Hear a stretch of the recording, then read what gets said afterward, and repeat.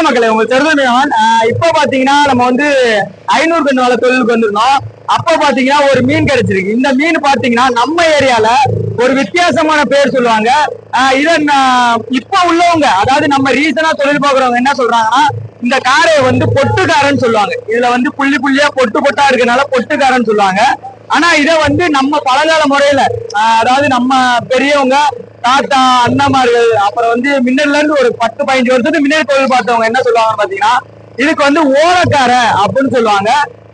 ஓலக்கார மீன் அப்படின்னு சொல்லுவாங்க. இது களத்துல அதிகமா வந்து மீன்கள் வந்து பொடி மீன்கள் மேயிற இடத்துலதான் இந்த கார மீன்கள் வந்து அதிகமா இருக்கும்.